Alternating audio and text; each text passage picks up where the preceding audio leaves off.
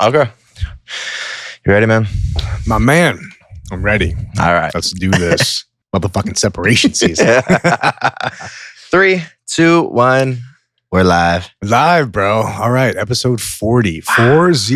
Wow. Should shoot this one in black and white. I know. Have some black balloons, dude. Real quick, black and white. Yeah. Back to color.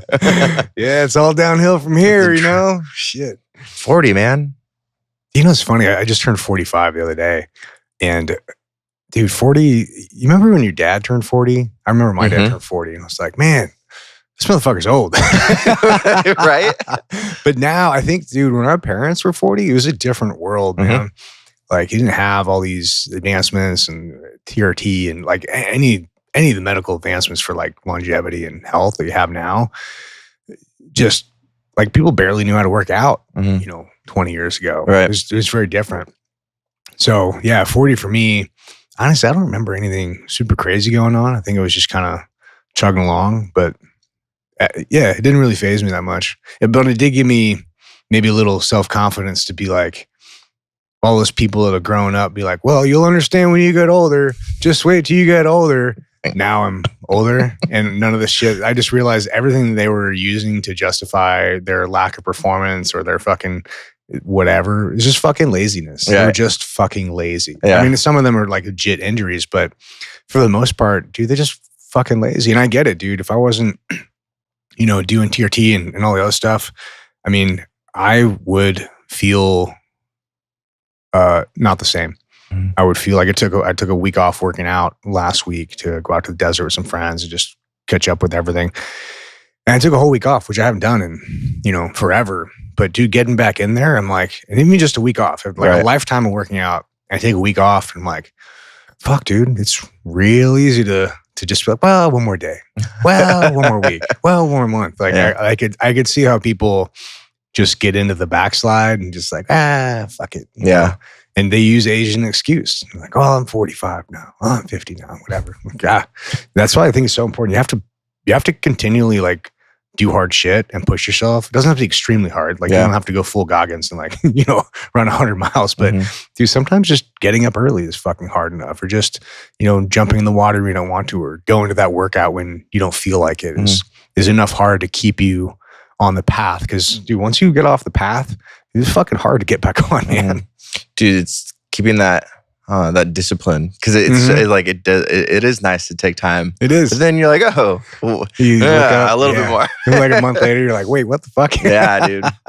Dude, going back to being 40, like, that was like my first age of like, dad's old. Yeah. Now he looks the same and he's 62, maybe 65. I don't know, but he looks great. And everyone's like, how your dad's in his 60s? I'm like, yeah, dude, like I want to look like that, like legit, But now it's like, yeah, dude, take care of your health and you can, Dude, there's so many options out there now. It's if you're not doing it, it's just because you're fucking lazy. Or you don't have any money because that shit's expensive sometimes. Shit is expensive. All right. So this episode, we're going to be talking about a variety of topics. They all center around the holiday season because this is going to air. What is it airing this Friday? Yeah. So this is airing December 9th. Yeah. Whatever Friday is Friday. Friday in December. pretty soon. Some Friday before Christmas. And I know a lot of my family is not entrepreneurial like my mom is, but most of her side of the family and a lot of my dad's side of the family is not. And I know it's different now, but 15 years ago, when I was first starting out, I would go home for, Christmas and everything. And people didn't understand it. They're like, that old, like, why don't you get a real job? Or what are you doing? Like, there was some like judgment from some family members, which I, thankfully I've always been fucking bulletproof in that aspect of I never really cared I care less about what my family thinks than probably most normal people off the street. So I was able to deflect it pretty easily, but I know that most people aren't like that. Like most people aren't just these fucking cyborgs like I am. Like most people aren't 90% Vulcan. Like so they actually fucking care what their family thinks.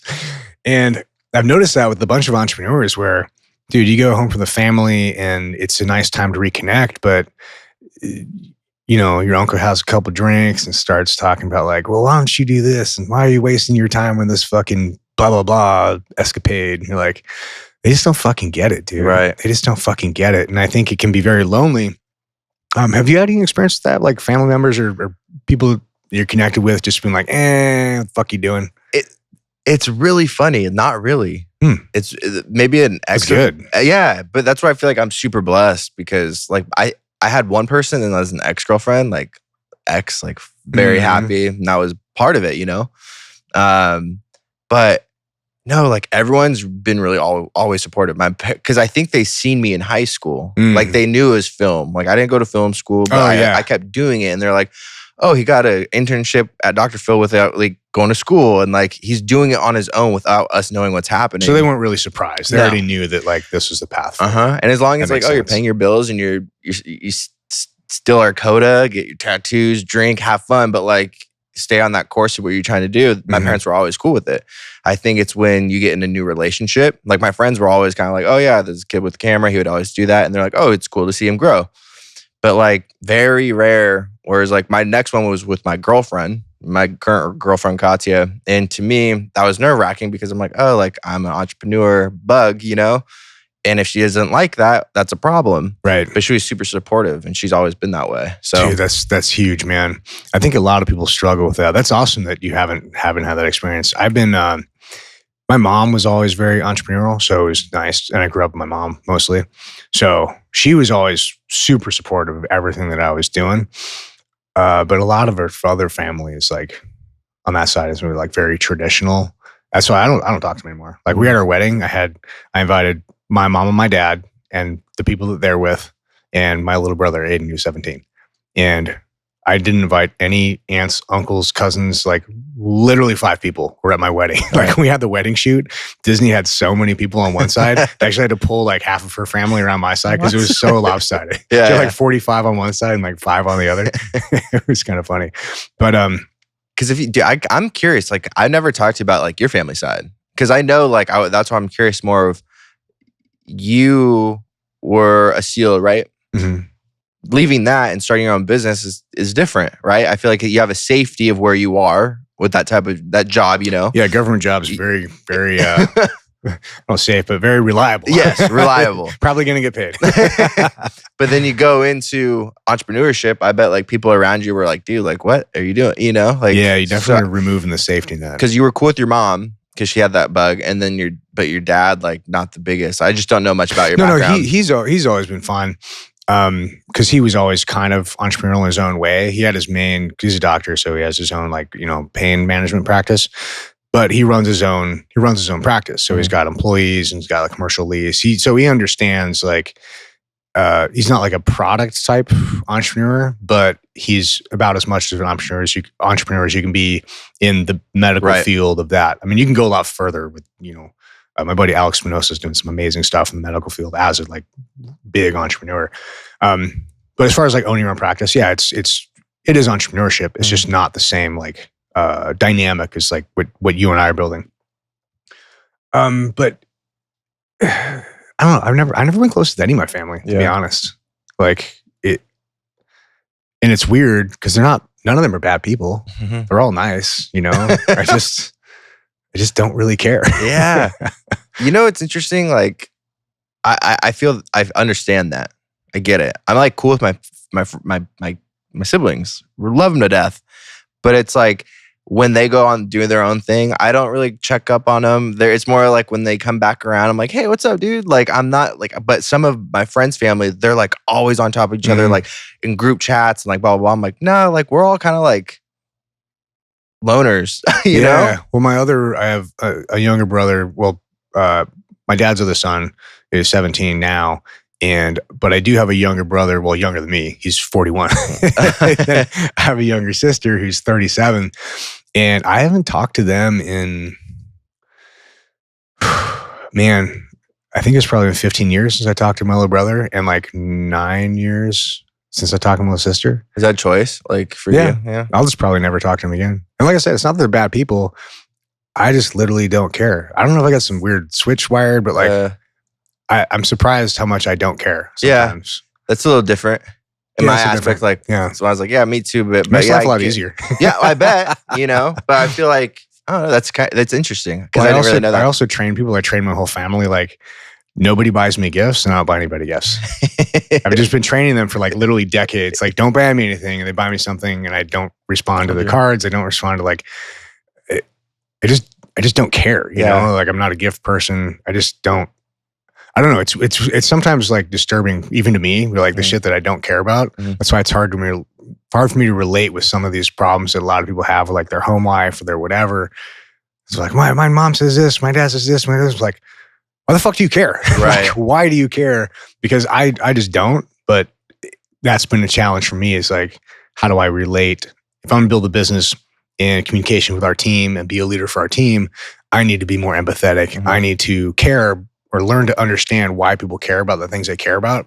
So for me, dude, ever since I was a kid, that's always been a challenge for me. It's like understanding why people care about the things they do. Because I personally don't feel obligated to care about anything unless I see the reason for it. If that makes sense. Kind of. Like my little brother and sister, they're like super far left and they always have been. And that's fine. But I just don't there's no positive benefit to my entire life of having them in my life. Right. It's only like at best a draw and usually a little negative. So now I'm like, well, I can just make it permanently a draw by not talking to him. Makes it way easier. And you're not like losing any like positive, I don't know, like you're not benefiting or losing. Yeah. Honestly, there's no negatives on my side, there's no negatives to not having them in my life. And honestly, they don't like me either. So it works out. It's definitely a different type of situation. But yeah, dude, that clarifies a lot for me, Well, like, I think too many people give their fucks away, and they really should be careful what they care about, because if you just care about everything, dude, that's so stressful. To like walk around caring about every little fucking thing. It's like, how do people survive?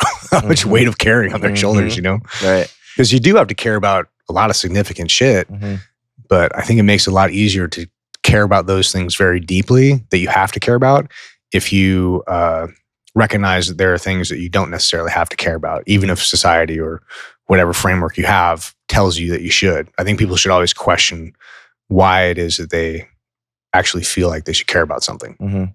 Yeah, like when I was in high school, it's funny because like my family, like was surrounded by my nana and grandpa. Then I forgot, it's been a couple of years now, but when they passed, like with like back to back, no one hung out anymore. Like there was no family reunions. Like everyone kind of like that was in like that lived in Utah, that like lived in other parts of the like US. We just didn't talk to anybody, So it's kind of just like that's how we are. Like I don't talk to my cousins. Like I never DM them. I never, hey, how's it going? Blah blah. Like I'm not even probably inviting them to my wedding because I don't need to. Well, it's interesting because Disney's family is very close, and that's been eye-opening for me to be involved and integrated into her family, because my family's never really been like that. And they're very close, but you're right. It takes effort to be that close, man. And it's all driven by her grandparents, and they're super cool, like awesome people. It's just different. But dude, that's the thing. Like people don't realize how much freedom you actually have in your life. People are told you got to do this, you got to do that. When you really break it down, there are very few things you actually have to do. Very few. I mean, most of the time you don't even have to wear clothes if you don't want. Like you could go out through your whole day wearing boxers. Yep. And as long as you got shoes on, and might have to put like a wife beater on to go into 7-Eleven, but you could walk around in boxers, a wife beater, and flip-flops and go throughout you can go to the bank. You don't have to wear clothes for the most part, but people do. And I like clothes. So t-shirt guy, I generally like being clothed. That's true. But when people really think about it, like, dude, there's very few things you actually are required to care about. That's a trip, because like maybe I was going to ask you about like, sometimes I think to myself, I just want to be done with everything and just be like, what would happen if I sold all my shit? What could I go do? Like I could go like Kill Bill that bitch and like get a little trailer in the desert and just not worry about anything. It's just kind of funny. It's like we can really do anything what we want to fucking do. Well, who has ultimate freedom? It's bums. Yeah. They shit. They don't no requirements, no responsibility. I remember I was driving out of downtown one time. This is like 8 in the morning, 8:30 in the morning. I was around this corner. I saw this bum just getting up off his doorstep. And he's just waking up off his bum pillow and he's taking a swig of like whiskey or something like that in the morning. I don't think he can afford whiskey. That's vodka. But he's just getting drunk. The first thing he does just gets fucking right out of the bottle drunk at 8:30 in the morning. I'm like, that's freedom, dude. That guy is doing whatever the fuck he wants. I mean, there's drawbacks, obviously. Right. Like, you know. Yeah, there's drawbacks. So, but if you really want to do fucking not care about anything, yeah, you go be a bum and you don't have to care about shit. But that's you know, half those guys are naked and not do like, but if you want to talk about truly not caring about anything, yeah, you're a bum. So you have to choose what it is that you care about. Right. But I think that if you only have so many fucks to give during the day, like a bandwidth of fucks, you have to be very careful what you put those into. Because if you start caring about every little thing, dude, you can't care about anything deeply because you've already given up so much of your care bandwidth on useless shit. Yeah. Dude, you're talking about like homeless. I was in high school, I had a history teacher. He was actually a cop forever and then kind of like went into the school system and did that. And he was my history teacher. But he's like, you guys want to hear something crazy about like homeless people in San Diego? And because that's where he would work in downtown. And he was just that they are so free. They love living in San Diego. Yeah. And the only thing that sucks is like it does get cold sometimes, like during the winters. Yeah. So like there was always this homeless guy. Like I called him like my homie because he know how the system worked, right? Like right when December came, when it started really getting cold, he would like throw poop at somebody or like whatever because he knew how to get the right amount of time where he'd be in jail with food and like shelter and warmth. Yeah. By the time he'd be out for spring. A cement tent in the urban jungle. But it was a trip. And I'm like, he's like, yeah, and that's just how, that's their system. That's what they do. You know, it's just like, they want warmth. Okay, they don't mind going to jail. They're already living on the street and they're in San Diego, so it's warm outside majority of the time. Dude, it's good bumming in San Diego, dude. If you're out in like Philly or something like that, or New York, you're a hard ass bum living on the streets. Oh my gosh, dude! First thing I do if I was a bum there is get a fucking ticket to San Diego. Yeah, a good bumming down here for sure. Dude. I think the only place better bumming than this is probably Hawaii. I know, living on coconuts or some shit. Yeah, and then you're kind of just stuck there. That's true. I don't feel like it's not too bad. I don't know. And you gotta I haven't seen many bums on planes. Yeah. So I imagine like you gotta ID, clean up a little bit and like you can't bust your way over there. I know, huh? You gotta have ID too. Yeah. So maybe there's a barrier of entry to the bumming over there. Yeah, man. But talking to bums. But yeah, it's a trip. I think going back into what you were talking about, the separation season. Yeah. Like it is December going into Christmas.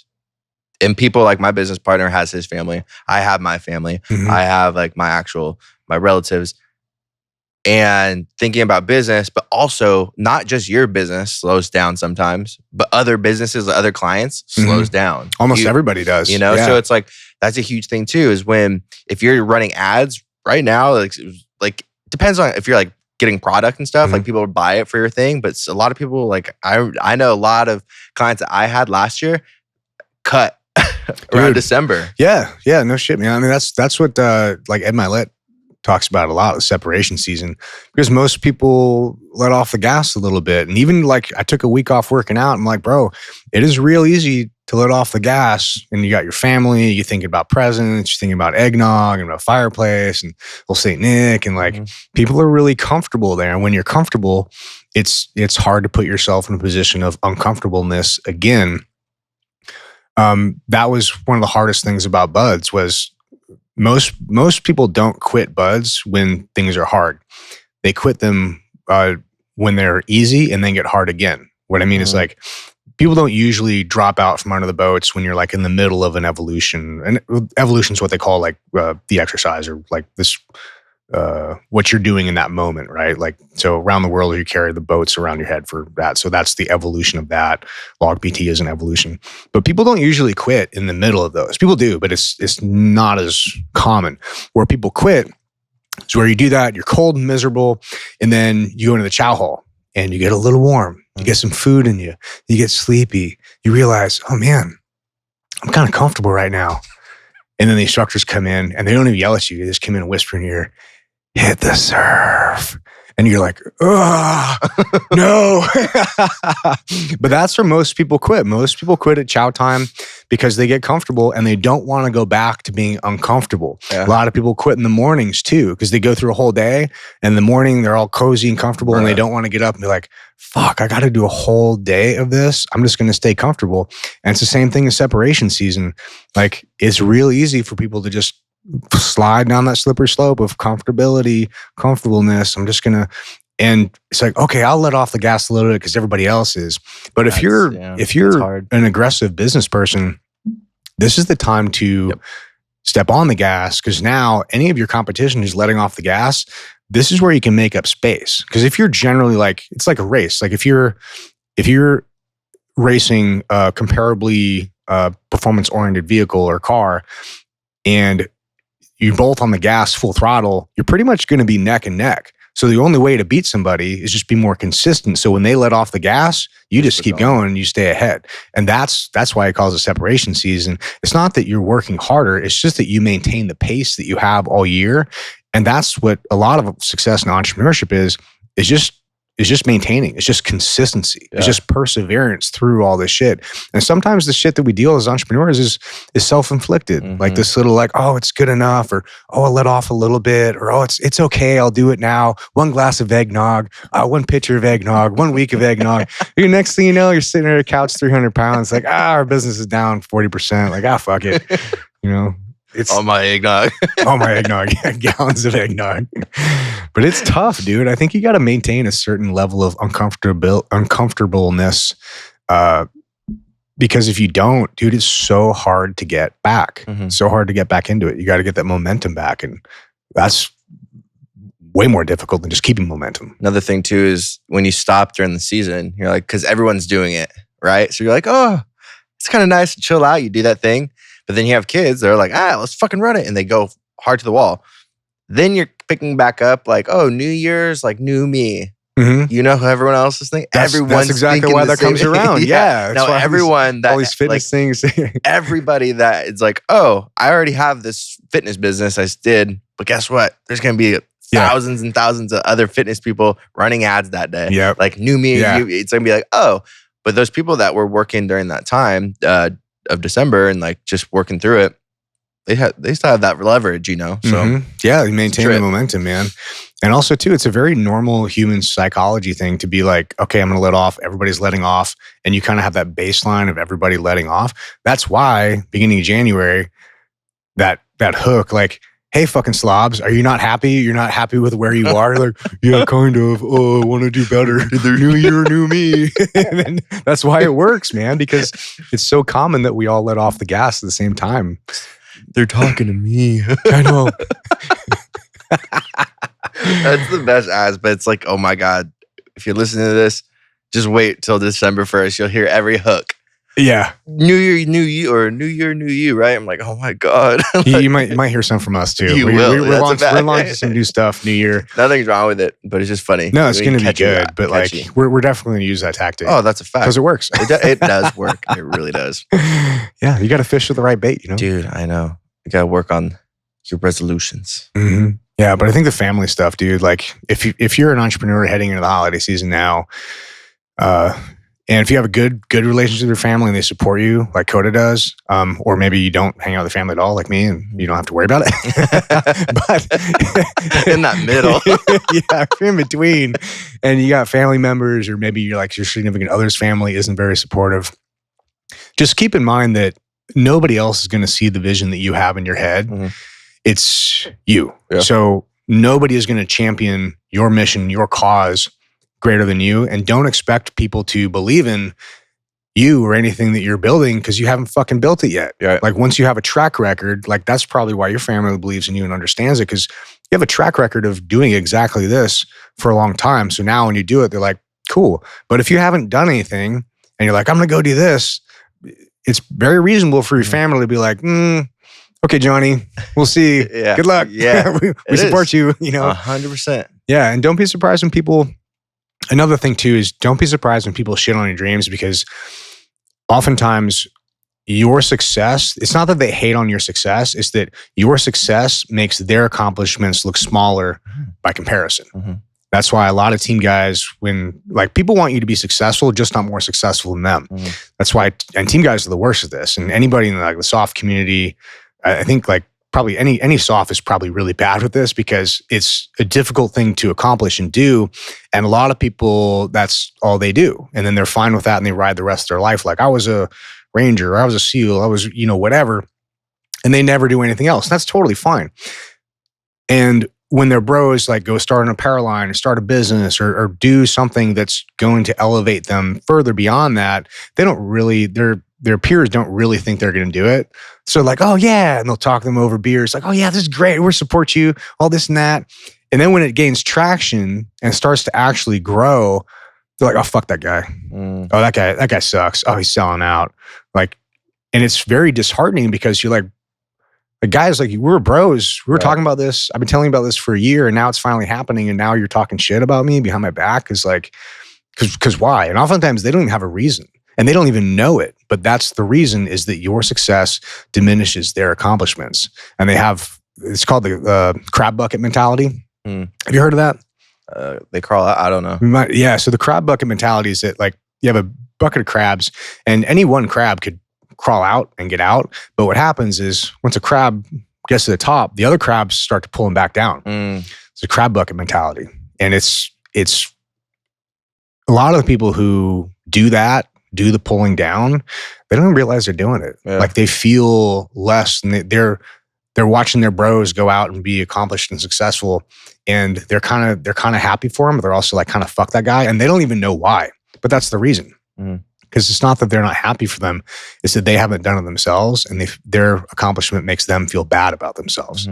So if you guys are in that situation, just realize that it's totally normal. And sometimes families like that too. A huge thing, like surround yourself with the right people too. Yeah. Like it works with like the biggest bands in the world, the biggest companies in the world. They worked with people that had the same vision that they did, and then that's how like, they're all wallflowers. They're all like these people that like don't understand because entrepreneurship's not a normal thing. It's more highlighted this day and age. It's more like, oh, entrepreneur. It's all sexy now. Yeah, it's all sexy. But when you're actually doing it and you're like, oh, it's fucking hard. But when people see you doing it, they're like, oh, that's another guy or another entrepreneur. Like, oh, he's just doing his own business. Like sometimes when I see someone, I'm an entrepreneur. Like, show my titties. I'm like, entrepreneur. Like, OnlyFans entrepreneur. All right, go for it. Go for it. Probably make more money than me. Facts, 100%. But it's that aspect. Like, if that's her thing, like, cool. But find those people that support you. Dude, you got to have the right people around you, man. It's so key. And like the whole theme of this, like you got to know who to listen to. Yeah. And some people are going to say, there's an old thing, but like, especially like the soft community is like, oh, you're selling out. You heard that thing? Like, let's fucking selling out. I'm like, but Mikey told this story first. He's got the first told this to me. It made so much sense. He's like, dude, you know what? Metallica changed their sound in like the late 90s and they used to be like super fucking like hard edge and heavy. And then they went like more melodic and kind of like mainstream. And they're interviewing Metallica one time. And the interviewer's like, what do you have to say to your fans that saying that you sold out? And Lars is like, sold out? Motherfucker, we sell out every goddamn concert. I was like, bro, that makes so much sense. Like the point is to evolve. The point is evolution, whether that's personally, professionally, in your business, whatever it is. The point is to grow and experience life at a higher level. Like it would be so fucking boring to do the same thing next year and the year after and the year after. Like that's existing. That's not living. So anyway, I think it's important to know who to listen to. Yeah, I agree. Because if you're new to entrepreneurship and it's your first season, it's not easy. It's really not, because now you're traveling, you're going to see family, maybe in-laws now, you're doing all this stuff and you have to balance your baby, which is your business, which is making you the money, and your family or whatever. It's hard. But now you have that business that you have to do. And then you have to you worry about the people that are not blood related or maybe blood related and they're talking shit behind your back or to you or like you're not good enough or like you can't do it. So it's just like, you can do it. You just got to have faith in yourself. Yeah, it's a cool opportunity. Like if you're heading out of town for a little bit, dude, utilize the tools you have. Like you have Instagram. If you're going back to like a small town or like say you're from San Diego and you're going to Boise or Boise to San Diego, find other entrepreneurs that are in town and hit them up on DM, be like, hey man, I'm coming back to town, see my family. I see what you've been doing. Looks like you're kicking ass. I'm doing this in my business. Like, let's meet up and have drinks or coffee or cigar or whatever it is. And, that's a great opportunity to go explore life and find people to do it with. Cause dude, it is a lonely journey, but I was talking with Rick today on his radio show, Rick in the Morning, just before this. And dude, his story is very similar. And all entrepreneurship stories are very similar. It's the same template. It's the same fucking path. It's just that nobody talks about it. So we all think we're going through it alone. In reality, like, we're all walking down the same path. We just have fucking blinders on. Mm-hmm. So if you just pull them off and you go open up and talk to people and have these conversations and be open and honest with what you're dealing with, like what your wins are, what your challenges are, the problems that you're facing, dude, it's number one, I think you're going to find that they'll probably have some solutions.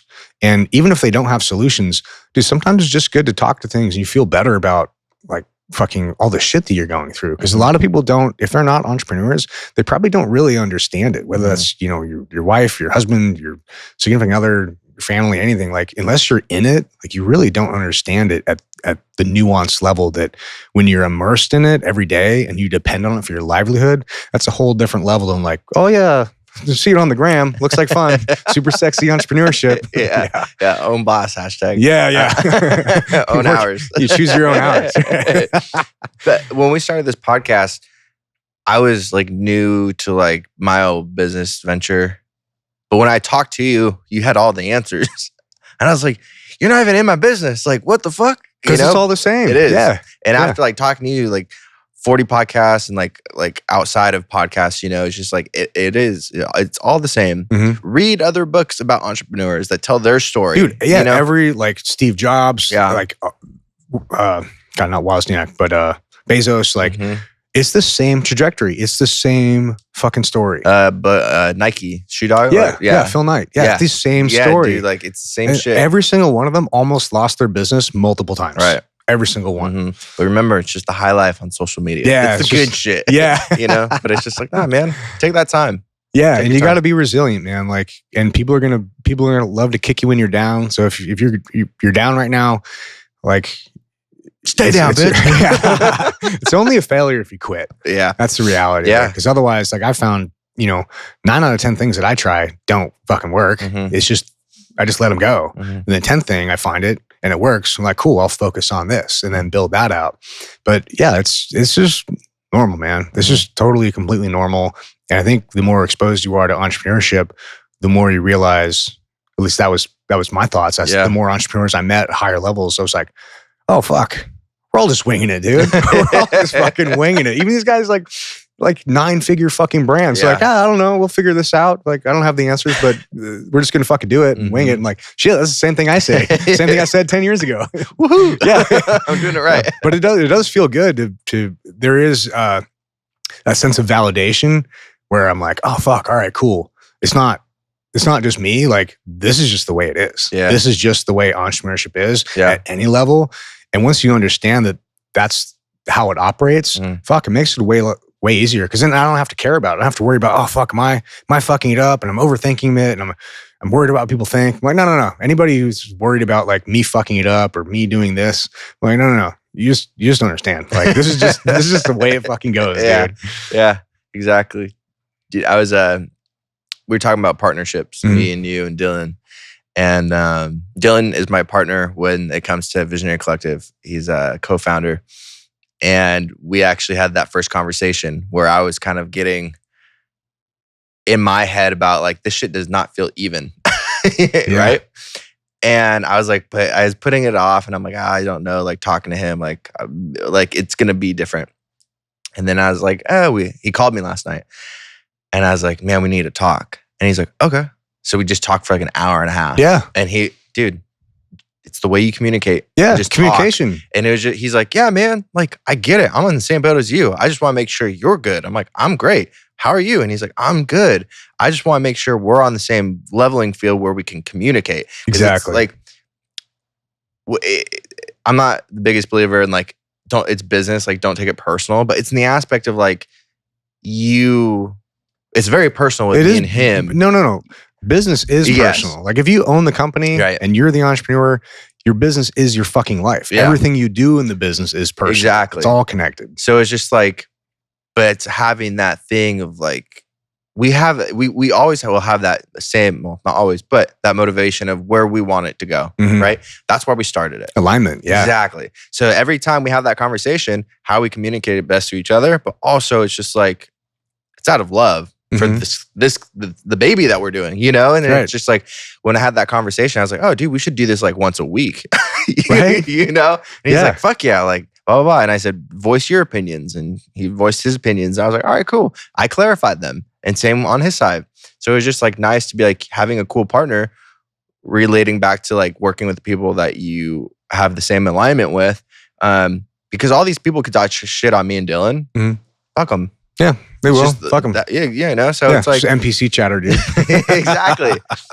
So that's why I'm like, it was a nerve-wracking conversation to have because like, oh, I don't want to hurt feelings or whatever. But it's like, you're going to, because you said it multiple times, dude, if that shit blows up, like that's on you because you held it in. You know, you didn't have to hold shit in. Go talk. He's your business partner. Yeah, communicate. And you guys both want the same thing, man. Like communication is so key with any relationship, whether it's, you know, your spouse or your business partner. It's very similar to the relationships, you know?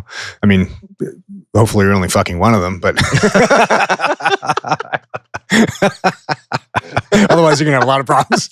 A lot of problems. Unless that's your business model. Maybe you're on OnlyFans, you know? Yeah, it's fine. Depends on what you're doing. Depends what you're doing. Hey, there's a caveat for everything. But dude, yeah, that's exactly it, dude. I think you nailed it. Communication is at the core of everything, and in alignment, and communication helps you get alignment. And I'm glad that you guys recognize that's the key thing, is that you guys both want the same thing. And there's going to be ebbs and flows. There's going to be times where one person is doing more of one thing, one person's doing more of another thing. That's totally normal. But most people don't talk about it. Most people just bottle it in like, well, they should know. I'm like, motherfucker, nobody knows shit unless you tell them. Yeah. Most people are focused on their own life. And usually when I found these situations is that, because Mike and I went through something similar with Forged, I felt like I was doing most of the work. And I'm sure he probably felt like he was doing most of the work too. But the reality is there's probably somewhere in the middle. You know what I mean? Like there's three sides to every story, like their side, and the truth. And, but I think you can resolve all that stuff with just having quality communication and being open and honest and not holding shit in, man. So I'm proud of you for doing that, because I need you guys to keep running this so we can keep doing the podcast. 100%. But yeah, it's just communicate. And I was like, once a week too. Like, you know, where it's just like, what do you air it out? What's and it's wrong, fun too. Know? You get like great conversations. Great ideas too. Good, yeah. I loved this episode. Perfect. All right, good. Well, I hope you guys, are they... Okay, so Christmas is like 2 weeks from now. But anyway, hope you guys got something out of this. And we got to do a better job of asking people to do like, subscribe, share. What do they do on, well, if they're watching this on podcast, what do you do with podcast besides? Leave a review. Oh, really? Okay. All right. So if you've been listening to this, one, totally fine. Don't need to leave a review. If this is more than your first one listening to, please leave us a review, because I understand. Is that how the algorithm ranks us? Is that how we grow? Podcast, podcast is a little everywhere, like Apple Podcasts, Spotify. It's kind of all up in the air, but more if it's on YouTube and Shorts. Okay, we'll dive into the data and figure out what levers we got to pull. But if you got some value out of this, please share it with other people, because it can feel like a really fucking lonely journey. So share it. Let other people know that you're not in this alone. Everybody's here together and support each other. And ask us questions. Have you got any questions? I get rarely any questions. Me neither. Shit. Motherfuckers DM us. Yeah, right. I think it might just be more on us, like just personally go on stories and talk about it. You know, maybe I'm just too mean. That's what it is. I'm just too mean.